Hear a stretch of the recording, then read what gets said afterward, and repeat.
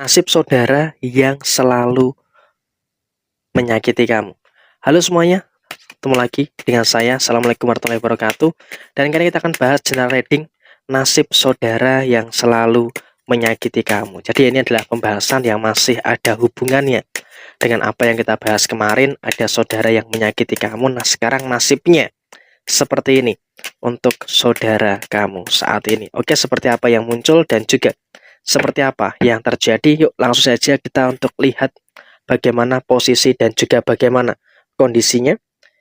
Posisi yang terjadi adalah di sini kamu juga sepertinya sudah mulai menunjukkan situasi keadaan dan juga sudah mulai menunjukkan situasi keberanian yang terjadi di dalam posisi kamu saat ini. Artinya apa? Kamu sudah tidak terlalu membiarkan lagi ada orang yang menyakiti kamu secara terus-terusan ya. Artinya apa? Ini sudah jauh berbeda dibandingkan dengan apa yang terjadi di beberapa waktu kemarin. Kenapa? Di beberapa waktu kemarin memang kamu ketika disakiti, ketika dihianati dan sebagainya, mungkin ya kamu pasrah-pasrah saja.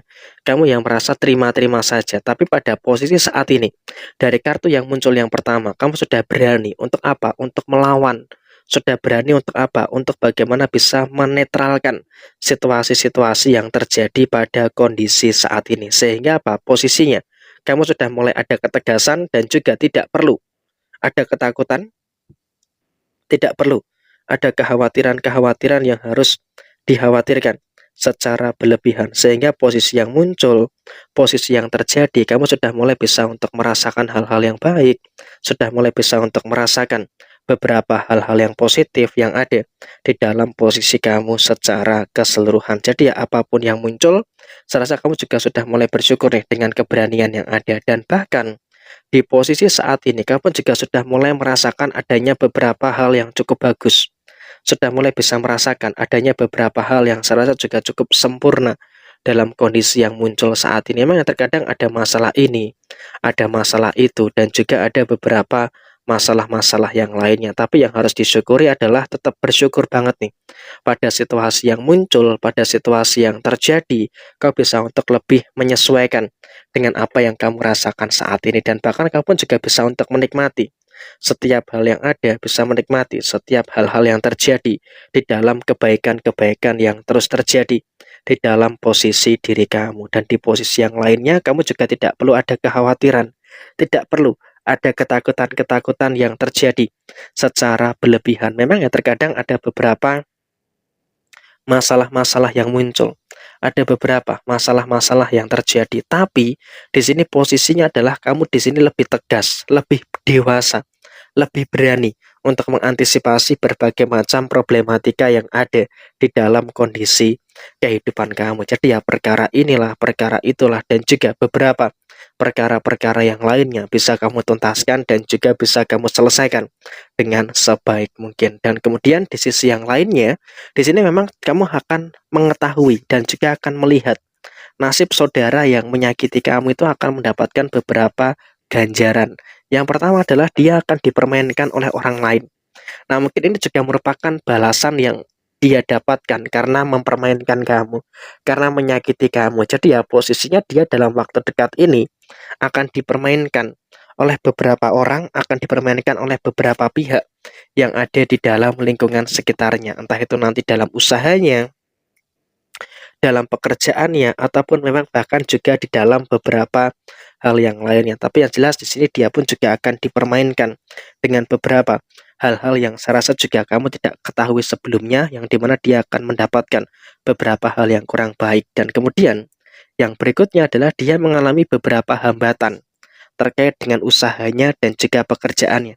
Sehingga apa? Kalau kamu amati secara lebih luas, orang yang menyakiti kamu, yang masih ada ikatan keluarga, yang masih ada ikatan saudara, dia saat ini sedang bermasalah gitu loh, dengan usahanya, dengan pekerjaannya, dan juga dengan beberapa hal yang lainnya. Sehingga posisinya kamu di sini pun juga harus bisa untuk lebih mengerti, harus bisa untuk lebih memahami juga dengan apa yang muncul, memahami juga dengan apapun yang terjadi di dalam posisi kamu secara menyeluruh. Dan kemudian di sisi yang lainnya, di sini kalau bisa dikatakan orang yang menyakiti kamu, yang masih ada ikatan saudara dengan kamu, sekarang juga sudah mulai merasakan ada beberapa kekhawatiran, ada beberapa ketakutan-ketakutan yang terjadi.